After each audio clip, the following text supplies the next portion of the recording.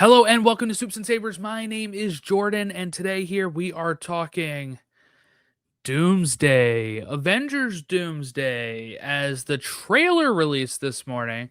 So we're gonna share my thoughts here. We also got a new poster here to talk about, and I'll have a bigger version of it, of course, to share. So if you're and also for the audio listeners, I'll be describing stuff as we go, but I've already watched the trailer. This is not a reaction. This is more of a reflection, I guess you'll say, of my thoughts after watching it. I just got done watching it for the second time here, so I have a little bit more of so I have a little bit more fresh thoughts on it. I watched it when it first dropped, gave it some time to think about, and now I might even play it in the background a little bit here just so I can get some of the quotes correct. But yes, so we talked about this last episode that there was going to be tickets released on the 20th for the Infinity Vision version of Avengers Doomsday. Also, Avengers Endgame Encore tickets, I guess, are on sale now as well. One of my local small chains is branded Infinity Vision for their upgraded screen or whatever. So I was wondering if I would even have an Infinity Vision near me. And I do. So that's very, very fun. I did not buy tickets yet. As a new parent, I mean, it's been 2 years now, but as a parent to toddler and a lot of this stuff going on, it's hard for me to kind of book stuff far in advance. I still haven't got my Spider-Man tickets yet because I'm gonna have to find somebody to watch the kid, the dogs, all that good stuff. Um, so for now, I'm not buying my tickets for Doomsday, but I'll be there. I'll find somewhere to see it. I mean, they keep adding new shows. Right now, like my local theater only has a 1 o'clock and a 7 o'clock on the Thursday with the Infinity Vision. That's not going to be the only showings. It's just not. It's just not how it's going to work. So I'll be able to catch it at some point. Get tickets as we get closer. Same thing with Spider-Man here. As we are about 11 days away from Spider-Man. So it's been about a week exactly since I recorded the last episode. Um, okay. Okay. So I guess let's talk about the trailer here. This is from what we've heard, this is the trailer that was discussed at CinemaCon. So we've seen descriptions of this floating around. So I think I get people being skeptical. I do. I understand it. I am not skeptical. Just with the talent behind this movie, I think they haven't let me down yet. So until I see it, and if they let me down, then I'll have to deal with it. But for for now, the Russos and McFeely have not let me down yet. So I am not uh, particularly worried so far. But I understand some people are. But what I will say, if people have read the description of the trailer and then watch this, they might be a little let down. And I think I've seen that sentiment going around. And I've seen some people be like, why didn't they just release this in April? Look, they got exactly what they want. They're getting the hype now, right before. Well, they got the hype then with people just being like, oh my God, the trailer was great. You can't wait till you guys see it. Then they get the double dip it now as they build to Comic Con, which is coming up this weekend. And then from Comic Con, they'll have that hype wave that they can ride a bit. And then they get to ride another one when Spider-Man comes out. And I assume this trailer is going to be shown in front of most movie theaters, at most movie theaters in front of Spider-Man Brand New Day. So you almost get like a third one from the casuals who didn't see this floating around on YouTube or Facebook or whatever. And now they see it when they're going to see Spider-Man and they're like, hey, that looks pretty good. Because I've seen some people been like, oh, what, like the thing with Steve at the end is kind of cut like it's a surprise when they released it back in December. For some people, miss that. Some people miss that. Like I didn't see Avatar in theater, so I didn't see, that trailer around then, right? I saw it online, but not everybody saw Avatar. It made less than the first two Avatars. So I mean, like at this point, you're going to get a bigger increase again when people that are going to see Spider-Man are going to get presented this trailer, hopefully. And if they hadn't known, Chris Evans was coming back, they'll know here at the end. Also, I think it's good to show us this. I think it's cut fine because of the fact that I guess you could be like, oh, I don't know if that was really Steve. Like, is it a fake Steve? And seeing him hold Mjolnir, it's like, okay, that's Steve, right? That's our Steve that we know. Is not some sort of like, it's not Loki pulling something. It's not Mystique or anything, right? It's Steve. So I think that still works at the end here.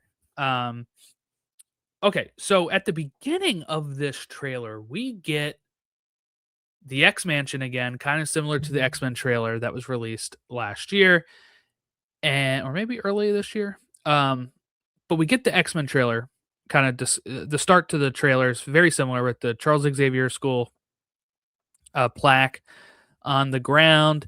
But this time we get to see like Patrick Stewart looking outside of the window, seemingly looking at incursions, and we get voiceover here of Robert Downey Jr. as Victor Von Doom, our first time hearing him. I know people at CinemaCon heard him, but my first time hearing him and a lot of people's first time hearing him. And he sounds, I'll say it, he sounds great. I mean, I did not realize this was him. You're like, oh, I think that's Dr. Doom. He says something's coming, but he's got an accent put on. And I really think he's done a great job with the accent. He says something we may not be able to deter, right? So we're getting little clues here of Victor, I guess, is talking about the incursions and is talking to somebody. We don't know who yet. But I think his accent is just really good. It makes you kind of forget that Robert Downey Jr. is just like an incredible actor. We're so used to seeing him in this role. And I think some people are also used to seeing him as like Sherlock Holmes, while yes, he has like accent that too, but like his Sherlock Holmes is played, I'd say, very similar to Tony Stark, the sarcastic. This is not that, right? This Dr. Doom is not that type of guy. So the next words he says is, before this day is done, we shall be faced with an unthinkable decision. So here's my thoughts on this. All right. So one, that's the title, Doomsday, right? Like, it sounds like maybe this is all going to kind of take place in one day, maybe, right? I have another thought about this too. Okay. So let me get all these thoughts out, I guess. So with this, I think he's talking obviously about the incursions, something we're going to be faced with, right? That we're not going to be able to deter this. We're not going to be able to stop or push this off anymore. Incursions are coming.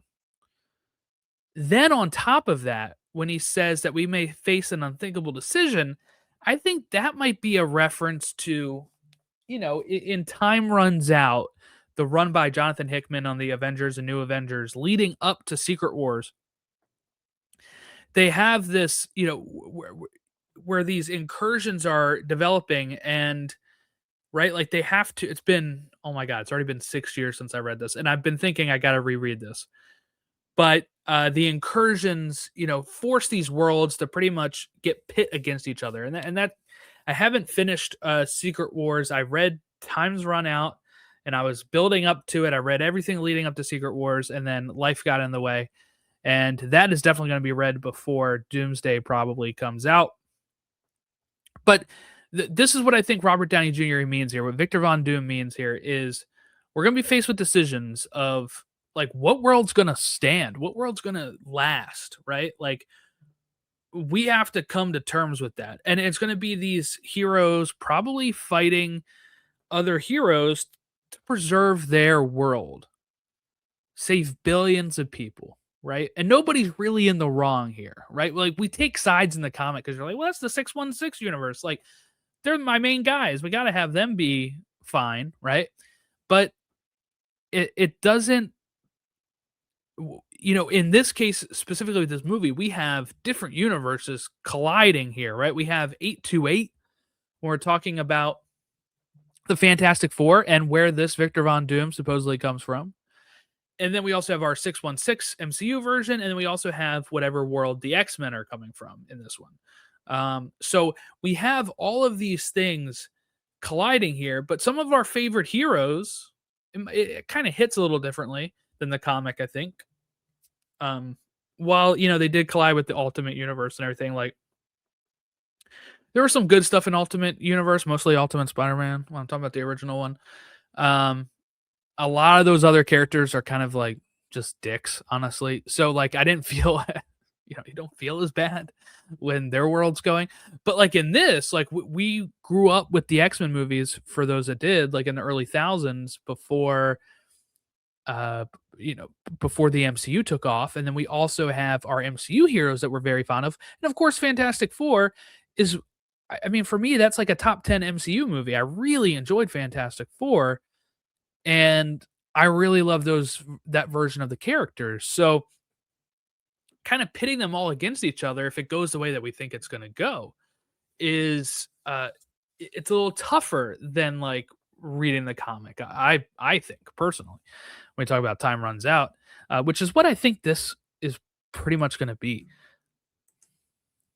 Oh, my other thought with this too is that he might be saying this. I'm trying to figure out who he's saying it to. He might be saying this to the Fantastic Four or the universe, the rest of the 828, like the UN or something, right? Because we see in Fantastic Four that Latveria has an empty seat at the UN. They're not very present, but at the end of the movie, in the post-credit scene, we see Doctor Doom talking with Franklin, and Sue comes in. Now it's like, now where does that branch out? Do they actually know Victor yet at this? Or are they like, oh great, the guy from Latveria is here. Maybe he needs something. Maybe we can get him back in the UN. Or is it like, hey, we've run into you a million times before, and they have some of that same like comic background that they do? And is he positioning this like he's a hero here? Because maybe in his own story he is, right? That he is like, hey, we're going to be faced with some tough decisions. We got to figure out what we're going to do here. And that leads maybe the Fantastic Four to try to seek going off world, to try to barter something with 616. I don't know. Like that's where it can kind of go and get like, it could go anywhere. Or like, the other theories are like Doom takes Franklin. They're chasing him into the 616. I don't know if I believe that. I think Doom is going to position himself as a hero and be like, I'm here to help. And then maybe have an ulterior motive. Maybe an ulterior motive that is also on this poster that I'll share in a little bit. Okay, so that's kind of my thoughts on Doom and what he's talking about right now. We get the Marvel Studios logo at this part of the trailer. Then we get the new Avengers building, which I just love that it's got the new A on it. This building was sorely missed, I think, in the MCU. They left it in Homecoming. That's 9 years ago in our time. Story-wise, I don't know how long it's been, but it's been a long time for us to really see this building. And then, of course, it pops up in Thunderbolts. I don't know if they really had to go through the whole thing. We're going to sell it and all this kind of stuff. I don't know if they had this fully planned out the way that it's worked out, but I'm just glad to see it again. That's what I say. And then we see like the Fantastic Four walking into a room here with the new Avengers and our normal Avengers. We have, it looks like in this room, in this building, I don't see Shang-Chi, but he'll appear in a little bit. Let me just back it up here. Maybe maybe they show him when they show Scott.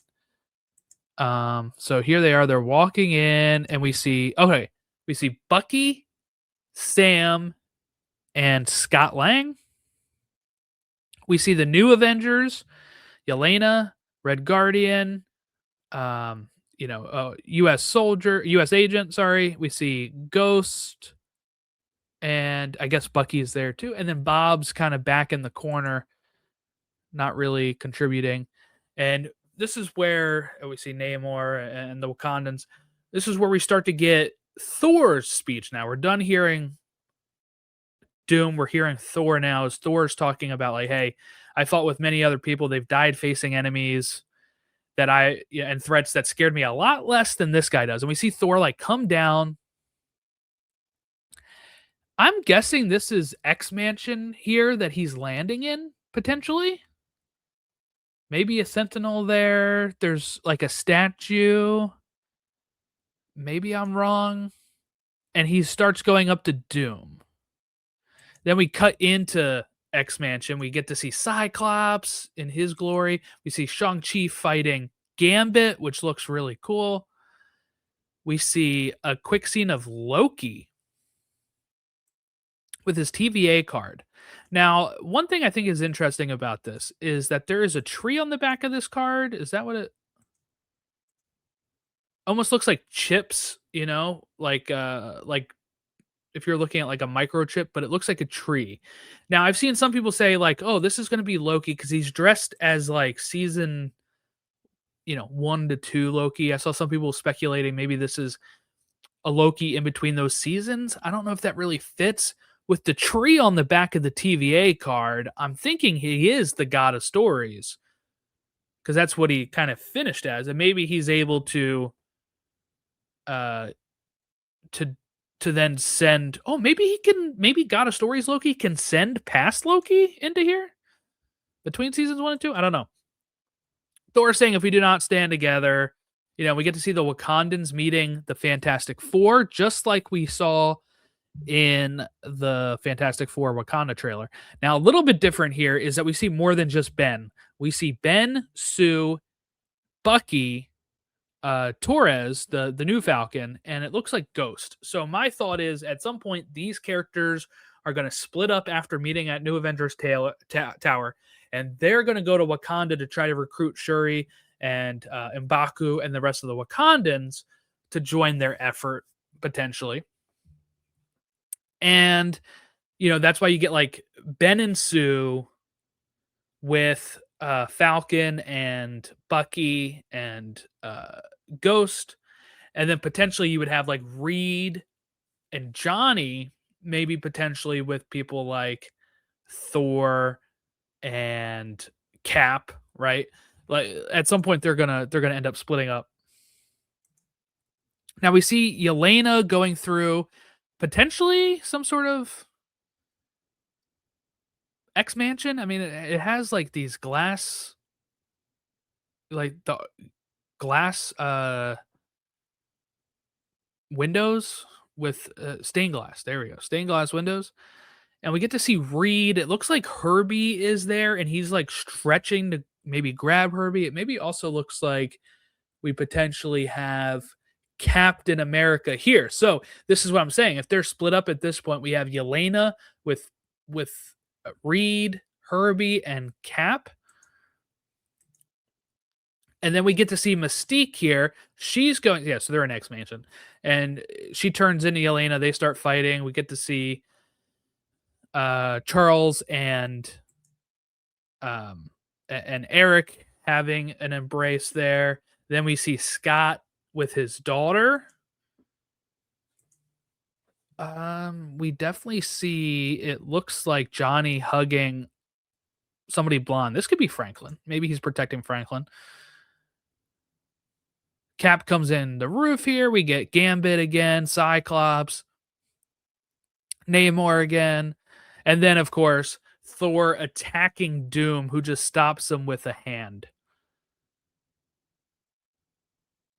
And they're going to say, we need a miracle. This is where we get to see Thor with the introduction of Steve Rogers. Boom.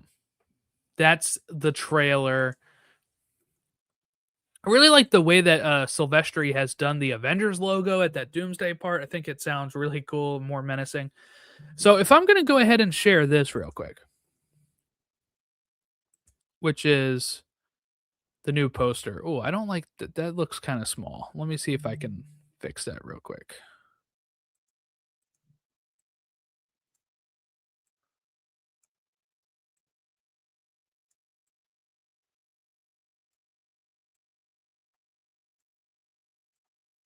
Okay, I guess that's as good it's gonna go. Um, okay, so what we have here with this Doomsday poster, pretty simple. Him going up the steps, maybe to nah, it doesn't really look like this would be his throne room, but it has this tapestry woven on the walls with angels.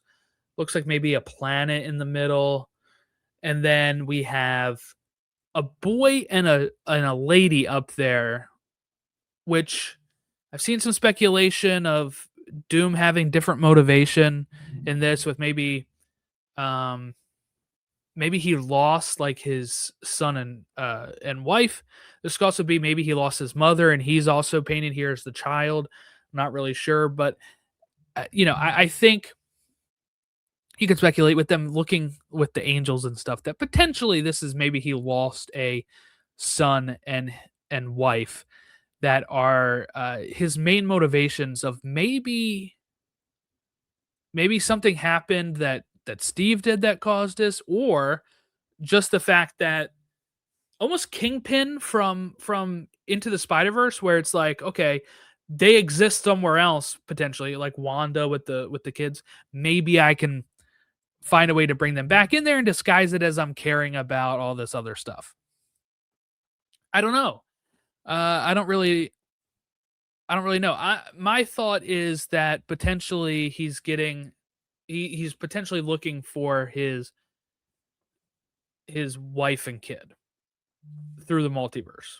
But again, it could also just be very I'm going to go and get revenge on whoever took them from me. I don't know how anything Steve could have done would have taken them from it, unless if they like died in an incursion or something, but I don't think then you're just sitting around weaving tapestries of them and stuff. So, um like that would be pretty immediate that you'd have to deal with it.